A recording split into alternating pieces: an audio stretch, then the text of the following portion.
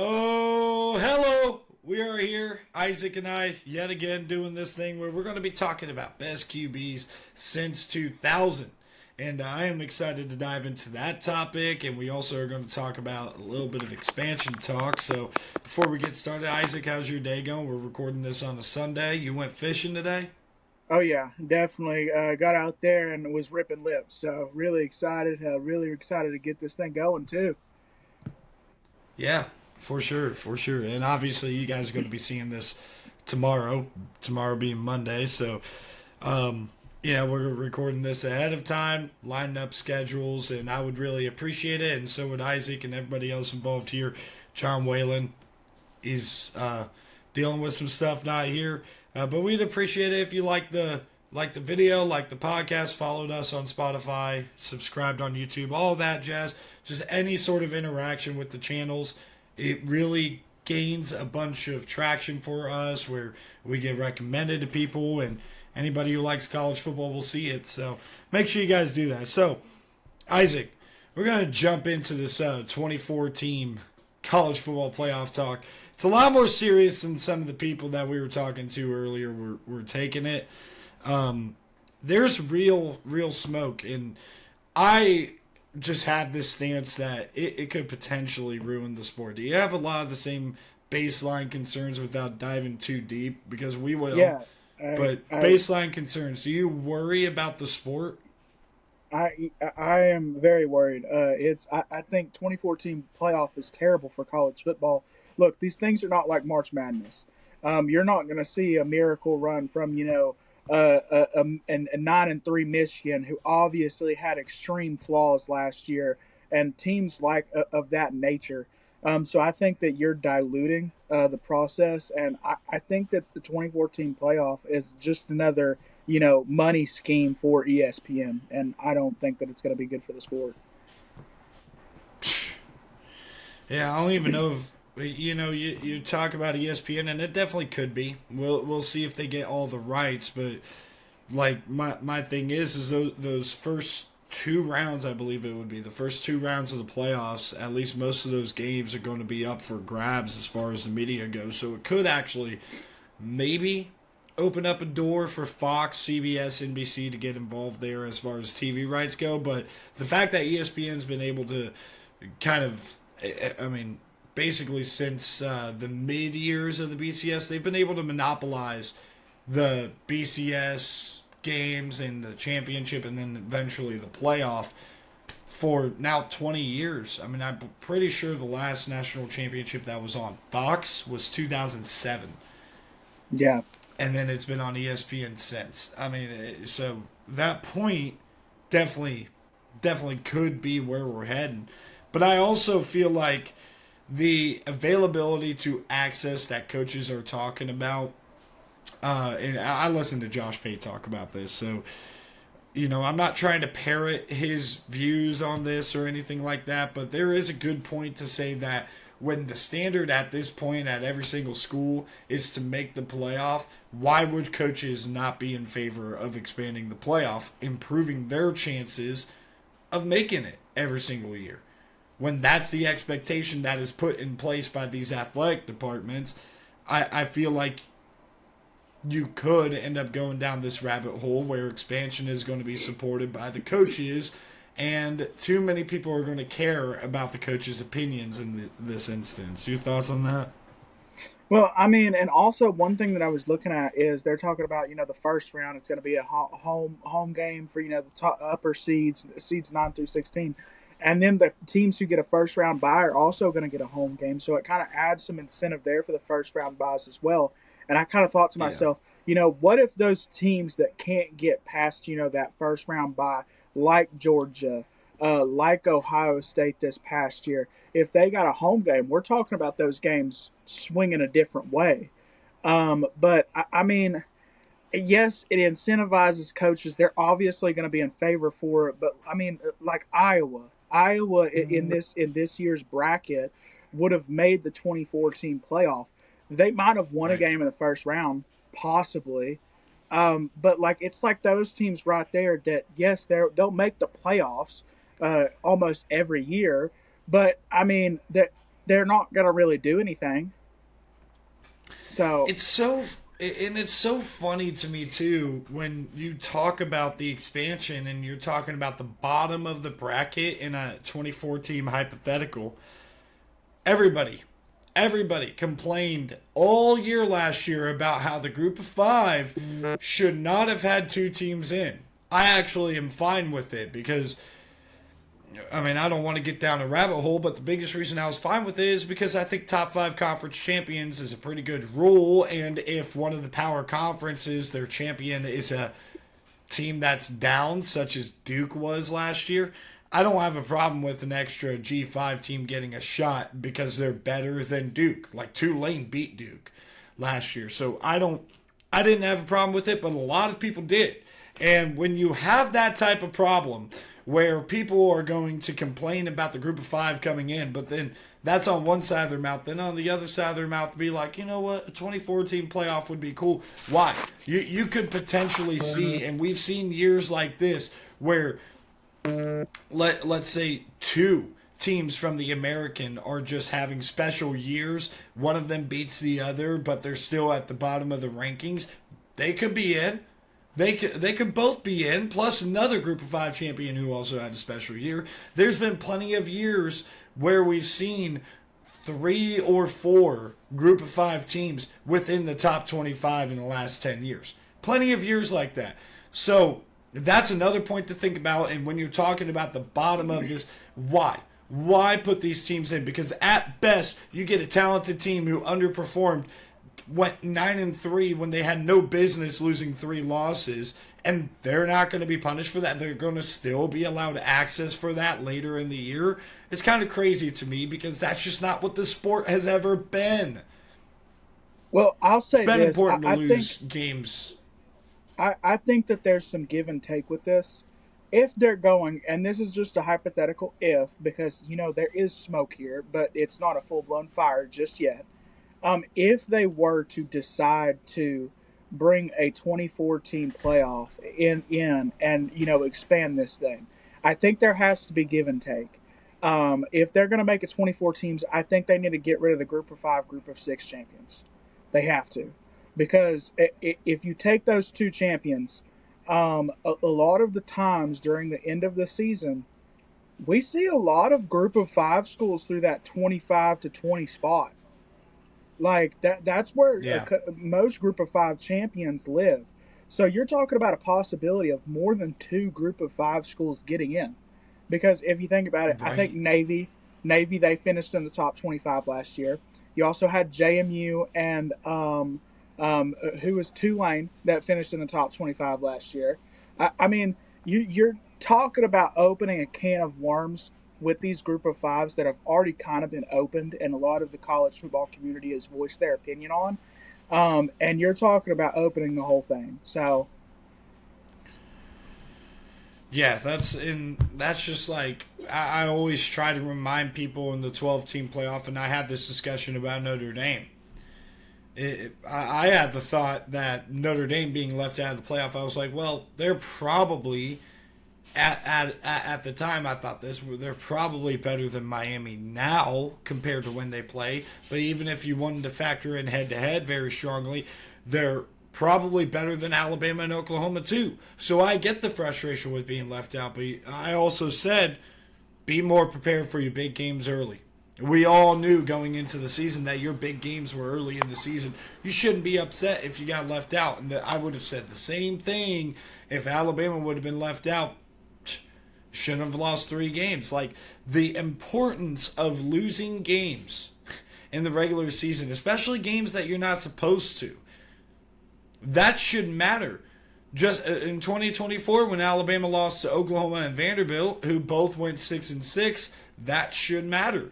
And it has always mattered in the sport when you lose games like that. The 12-team format even allowed for a little bit of margin for error, a lot more margin for error than the 4-team format, but you still were able to put importance on those types of games. Now it's not important at all. Now, if you are an Alabama losing to a 500 football team, or a Michigan losing to a random 500 football team, you're going to be given access anyway, so who cares?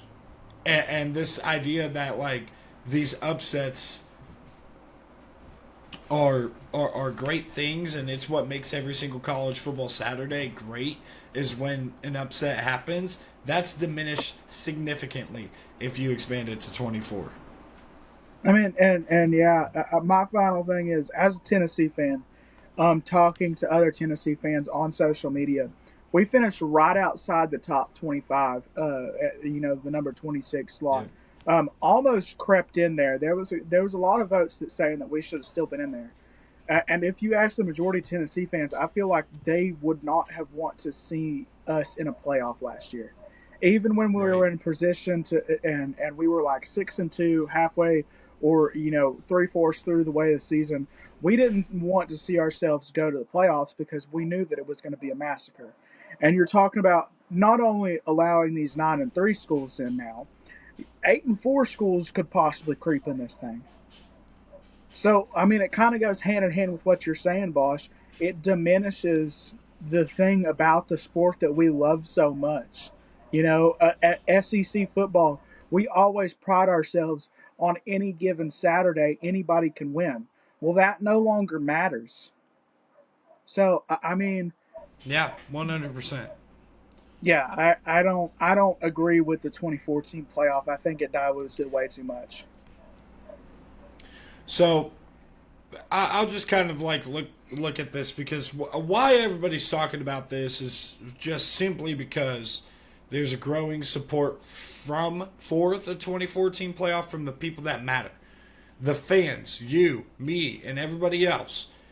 We don't really think that 24 is the right course of action, but none of these people are listening to the fans. That's the biggest point Josh Pate made yesterday. Not yesterday, I listened to it yesterday, but he did it, I think, Thursday or something like that. He's right on point with it. And I unfortunately think that we're going in that direction, but on a positive note, I do think that we're going to get a really, really good playoff if we do go to 24. It's just that regular season, that build up to the playoff is not nearly going to be as magical. It's going to be something that I'm always going to watch. I'm always going to be passionate about, and I'm going to adjust with the times. No matter what they throw at me, this is the greatest sport in the world. The traditions and the fan base are the biggest reasons why. The regular season is definitely a huge reason why, but it is not the end all be all to me. What is the difference between the traditions, the fans, the programs, and how they're run and all that stuff, and following it day to day, the commitment. That's what really gets me going. That's not going to be ruined by a 2014 playoff for me. So even if we sound like a bunch of Debbie Downers about this topic, if we expand to 24 next season, we're going to be right here talking about, all right, new adjustment. Does so and so have a chance of making the 2014 playoff, and etc. down the line? Does so and so have Got a any more have a comments on that? Oh, okay. I thought we were gonna play a little game there. I thought you were gonna start listing off teams and asking me if they have a chance to make the 2014 playoff. My bad. Uh, I mean, yeah, No, you're I'm not right. going to dive into that before we I have mean, to. Before we have to. When we have yeah, to, that's what we're yeah. going to do. I mean, you're right. I don't think that we're gonna see any change in viewership. I think that it'll have the same, if not better, viewership if we move on to the 2014 playoff. Um, I, I it's not going to change the game enough for me to not watch it just because I'm a enriched college Yeah. football fan that just loves the sport. So, like Bosch said, we don't mean to be Debbie Downers on this situation. But I do think that it will, especially looking at the money aspect of all this. I think that it will shake things up, and people were talking about the NIL and stuff like that changing, the landscape of college football. No, the 2014 playoff will Yep. change it much more than NIL does. So, yeah, that's probably my final Yeah. statement. Yeah, and I'll wrap it up with this, and we'll transition over. At the end of the day, Isaac, we both like our NFL teams. We watch the NFL. Bears for me, Cowboys for you. one individual loss doesn't usually wreck us as fans. But when Tennessee loses, when Ohio State loses, that strikes very deep, and it always has our whole life. And like I remember 2015 losing one game to Michigan State, costing us the season, and that meant everything to me from a down. Now it's just kind of going to be like when I'm watching NFL games with the Chicago Bears. Like I remember a game specifically, the Bears lost to the Baltimore Ravens, and I was just kind of like, whatever. If Ohio State loses any game, I'm usually not like whatever. You start to get that kind of feeling with the 12-team playoff. Like with Indiana, I was like, whatever.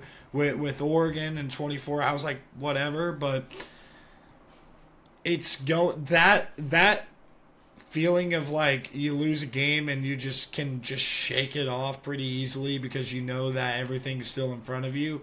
That's going to be even more enhanced, which means that the heartbreak and the importance of a game in the regular season leading up to the playoff, it's not going to be there. And I hope that the decision makers think about the fans and that aspect of things when we go here. So, yeah, absolutely.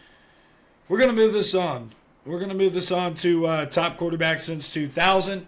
It was a good subject that I thought we should tackle, and well, I didn't think Isaac had that idea, and I don't know why I'm trying to take credit for it, but you came up Isaac with had a brilliant idea. You came up with talking about the 2014 playoff bracket. That was Bosch, guys. That Bosch came up with that one. Yeah. Yeah, that was me, but this was all you, man. So we're going to give you the floor here. Top quarterbacks since 2000. Do you want to sprinkle in honorable mentions now or sprinkle it in a little bit? I'll sprinkle them in now. And this is where I said John Whalen will probably have an issue whenever listening to this episode. And you'll be proud of me, Bosch, okay? My honorable mention, and some people might get angry in the comments, is Johnny Manziel. Look, I think Johnny Manziel did phenomenal things at Texas A&M. Obviously, it didn't pan out in the NFL. I had to take that into consideration just because now we know what happened in that future. And then also, yes, he won a Heisman, but he didn't get Texas A&M anywhere. Like he put on a great single man show, but Johnny Manziel ultimately did not put Texas A&M over the hump for a national championship. And it's not like they had nobody on those teams. But going into my number 5, and some people might think this is too low, but I have Baker Mayfield. Just consistency year after year, even at Texas Tech. I know he lost the job at Texas Tech. He is one of the greatest quarterbacks in the 2000s and arguably the greatest walk-on to ever play the quarterback position. But I have Baker Mayfield at my number 5, and the reason I have him over Manziel is because we actually saw Baker, get to the playoffs. Give that 2020, I believe 2021 Georgia, was that the year? No, it wasn't 2021. 2017. 2017, yeah, 2017 Georgia with Sony Michel and Nick Chubb and Jake Fromm and them. We saw them give them a game. Obviously, it didn't pan out their way, but Baker Mayfield is at my 5. Yeah, I could touch on Baker here in a little bit because he is in my top 5.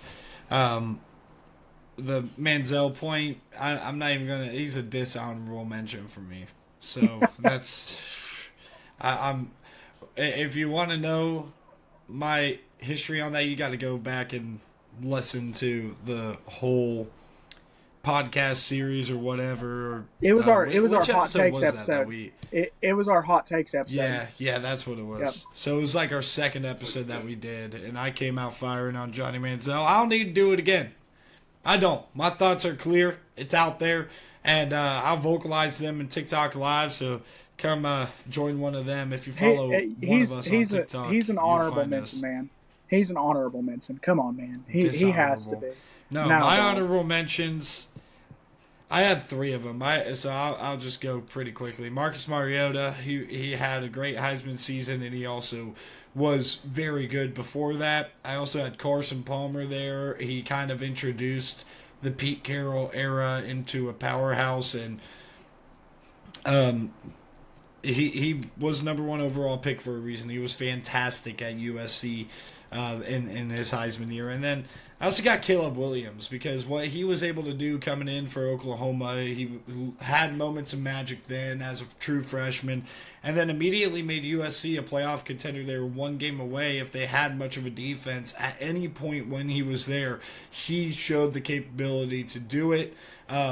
He was a guy that I thought going into the season in 2023, I believe it was, right?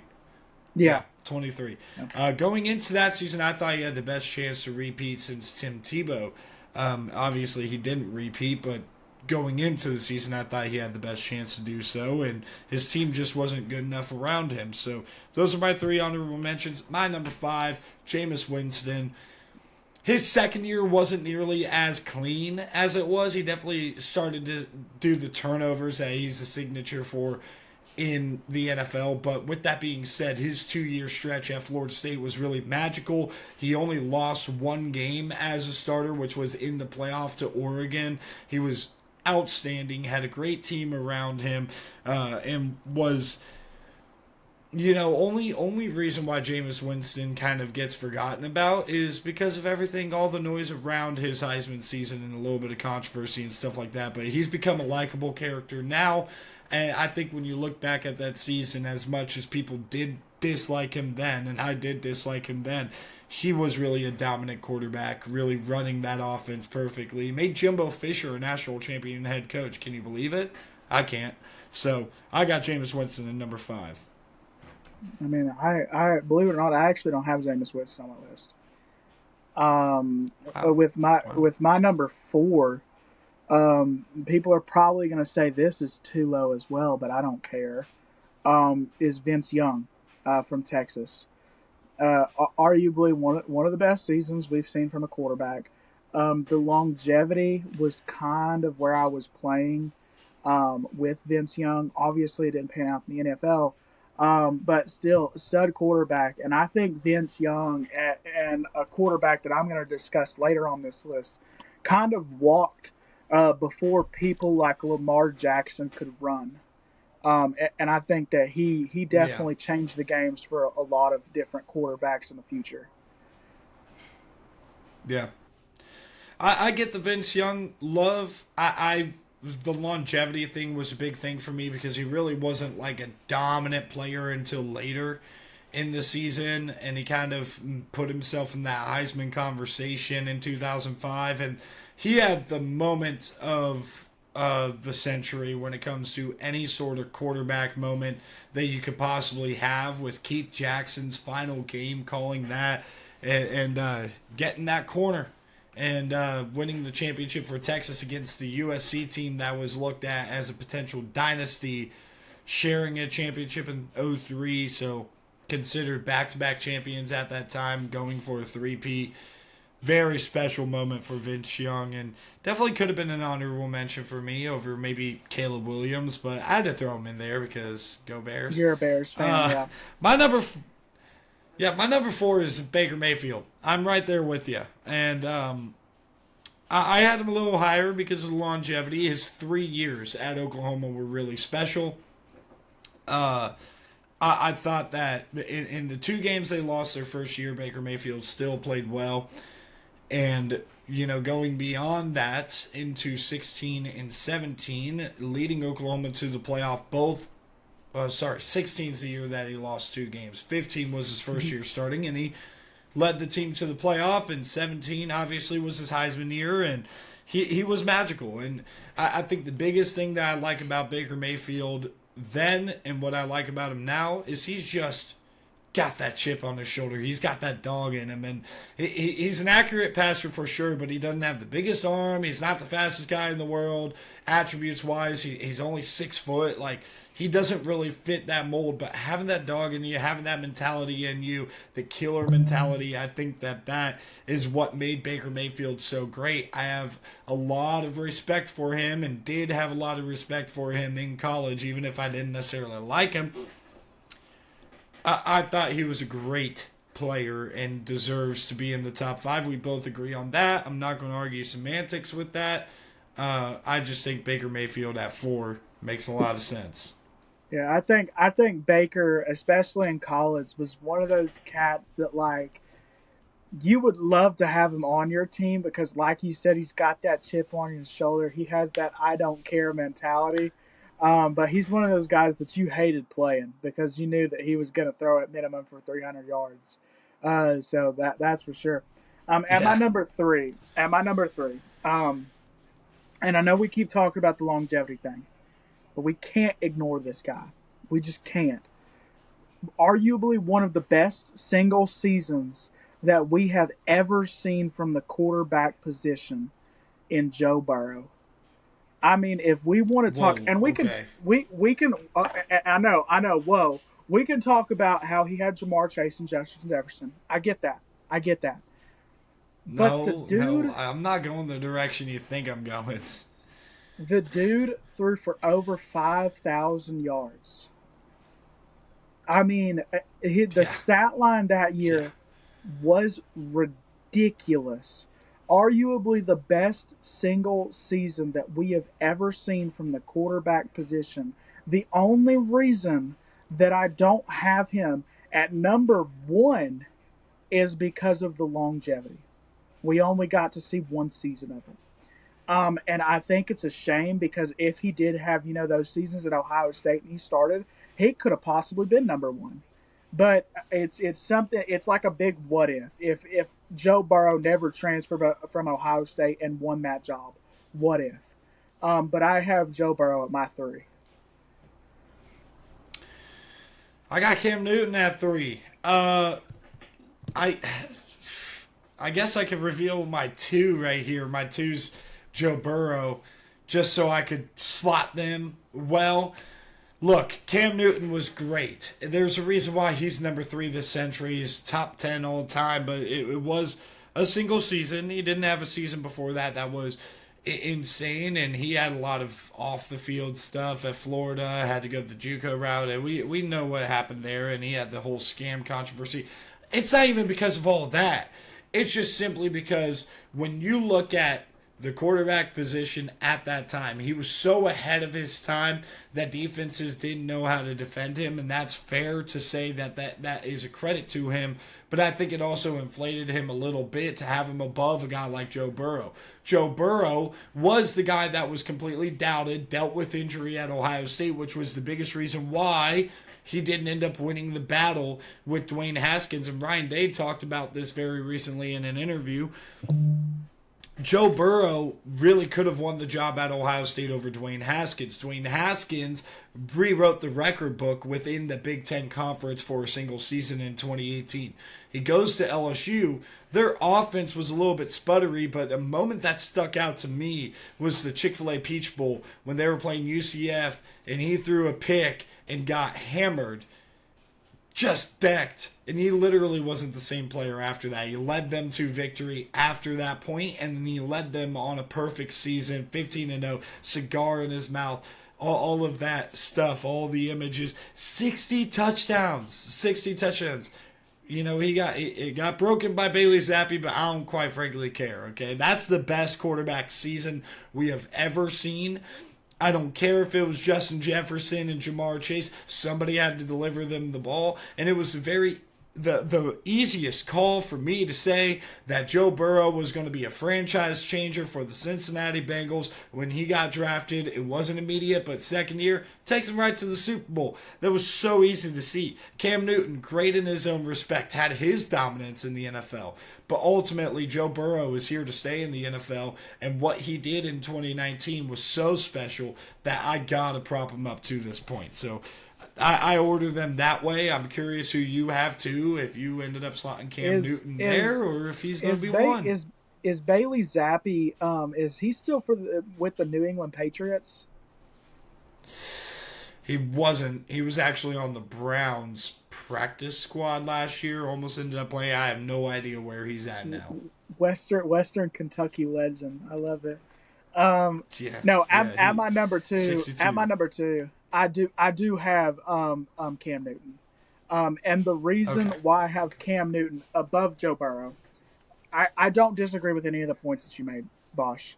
I do think that him being an unguardable force because nobody had really ever seen anything like Cam Newton, I don't think that that's a negative per se. And I know that you kind of touched on that. I don't see that as a negative. I see that as a positive, being something before your time and changing the game for other players in the future is a huge, huge thing for me.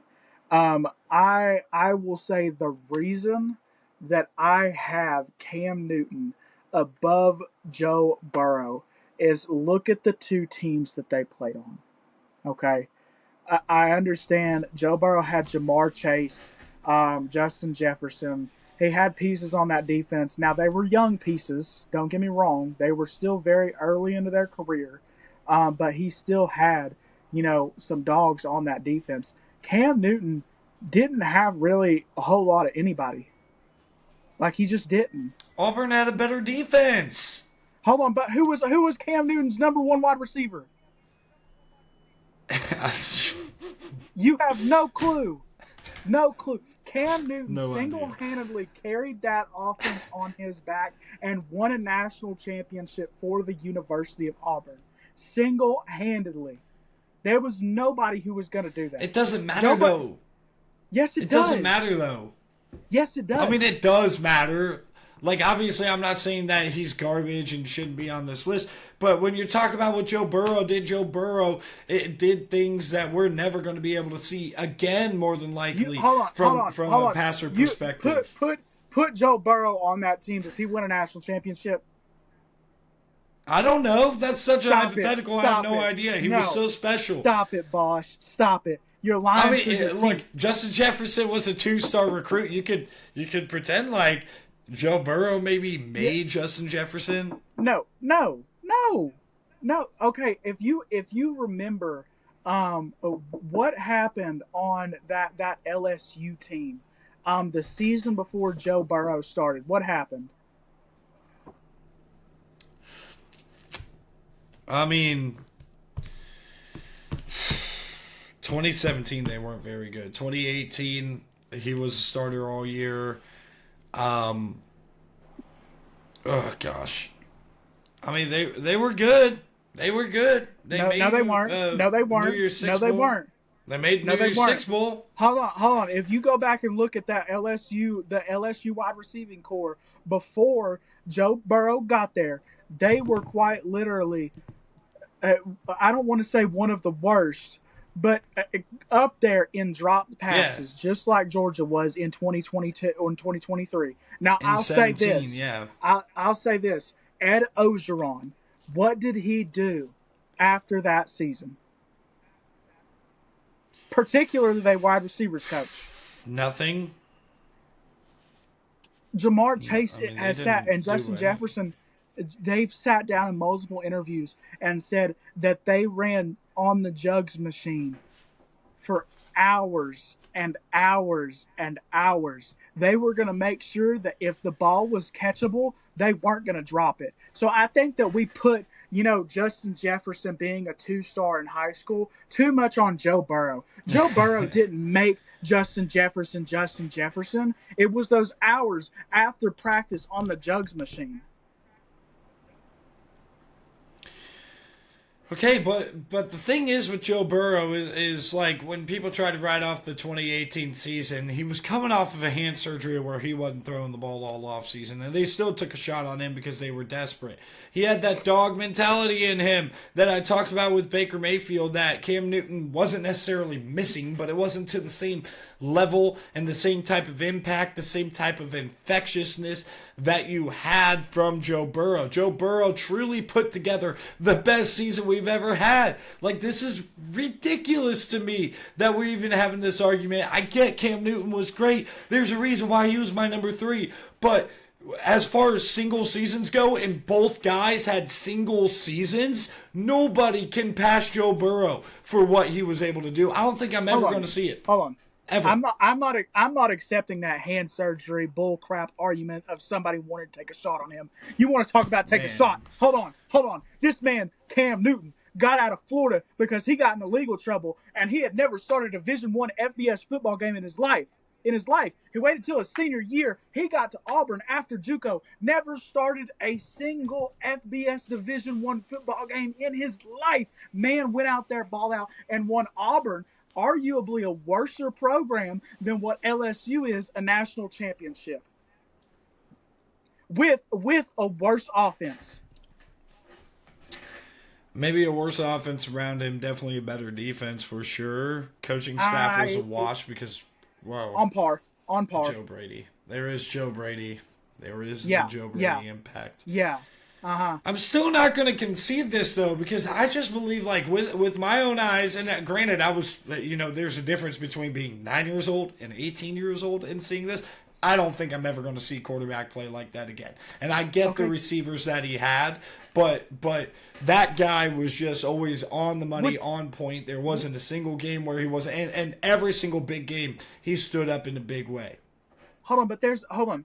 So 2 points. Would you not say that the year, not Joe Burrow, the year Cam Newton came back against that Nick Saban Alabama team, that was one of the best comeback games that we've ever seen in our lives? I mean, it definitely is, but he got down in the first place. Joe Burrow was never down. There's no buts. There's no buts about that. That's what I'm talking about, dog. When I'm talking about dog Cam Newton, I'm talking about the comeback versus Alabama, okay? And then second of all, Cam Newton, you want to talk about talents? Bro, we have never seen an athletic specimen to play the quarterback position like Cam Newton. I just said that Vince Young walked before, Lamar Jackson and them could run. You want to talk about walk before they run? Cam Newton was out there running a track race. He was sprinting. Bro, this is like but the difference is I'm arguing for Michael Jordan, you're arguing for LeBron James. That's the same argument that LeBron fans argue about. Hold on. If Joe Burrow's Michael Jordan, why ain't Joe Burrow number one then? Well, if he's Michael Jordan, keep playing with me, boss. That's not the point I was making. That is the point. Yeah, the point I'm making though is that Cam Newton, when you're talking about the traits and all this stuff, it's not really as backed up. Again, it's tough because like I'm almost ripping on a guy when I do think that he was great. I got him number 3 in the last 25 years. Probably of all time, to be quite honest with you, because I don't know, like quarterback play this century is much better and much higher in regards to what you had before 2000. But with that being said, if you're comparing the two, yes, Cam Newton, you're talking about the physical specimen and the traits, and you're not necessarily talking about the production that he had, which was still great. I'm not denying that, but it wasn't Joe Burrow level. 5,500 yards or something like that, and 60 touchdowns. Would you not say that the game changed to more of a passing style offense from Cam Newton to Joe Burrow?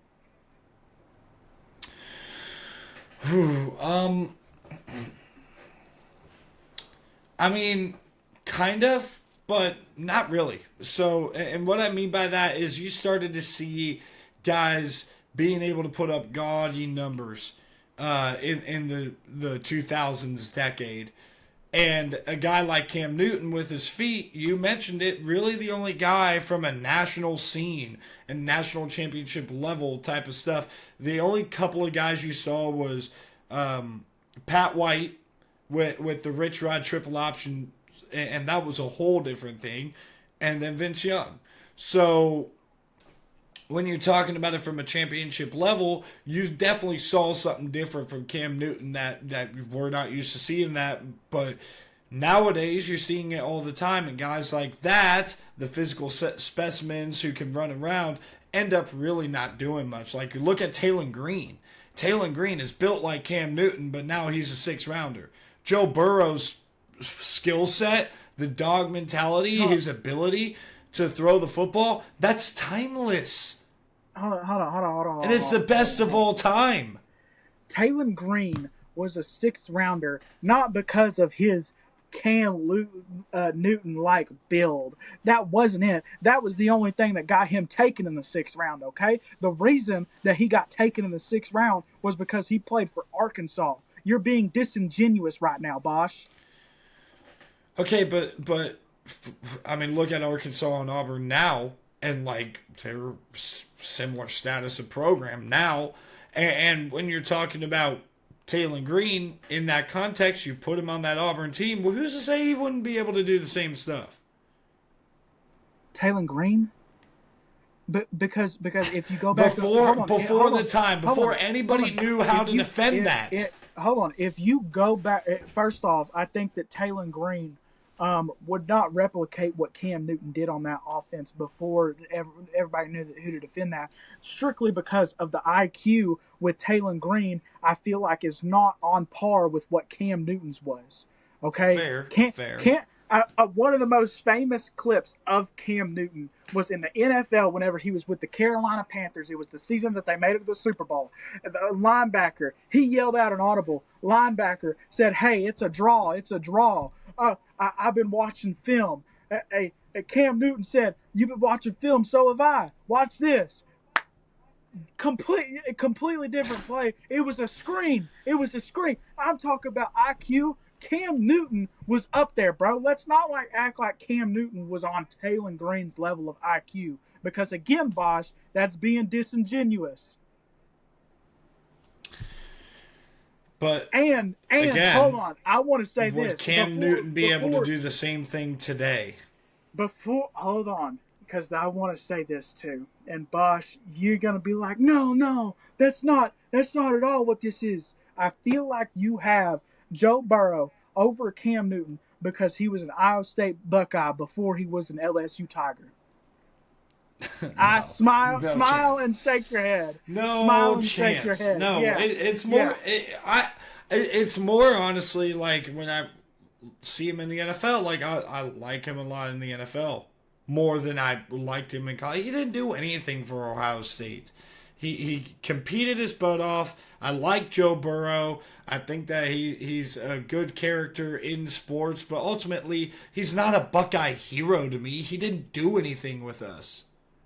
I understand that, but it's a certain like here's the thing.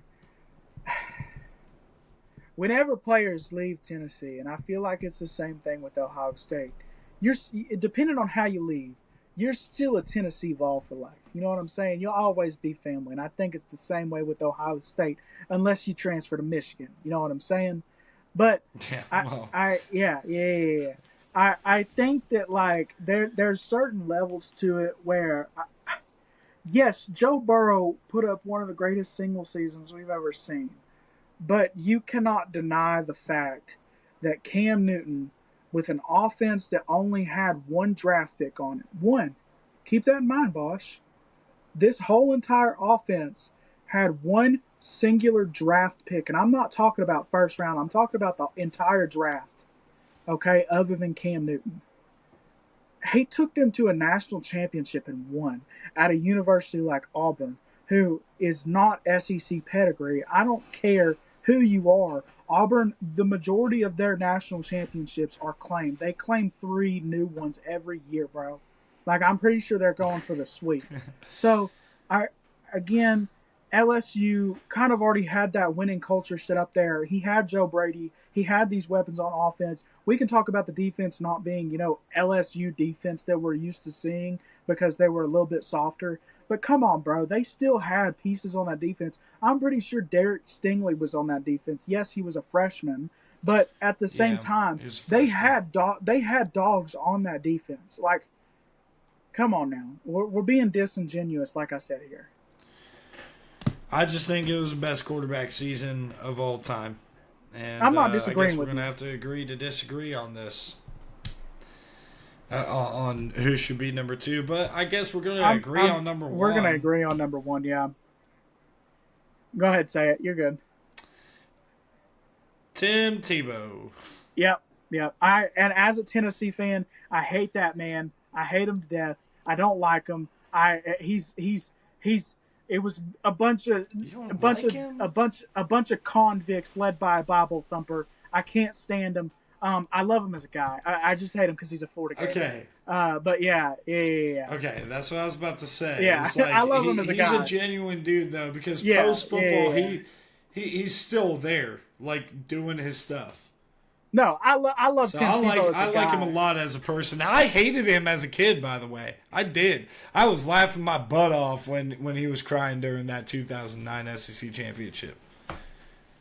Yeah, like I said, I love Tim Tebow as a person, but as a Tennessee fan, man, I couldn't stand Tim Tebow.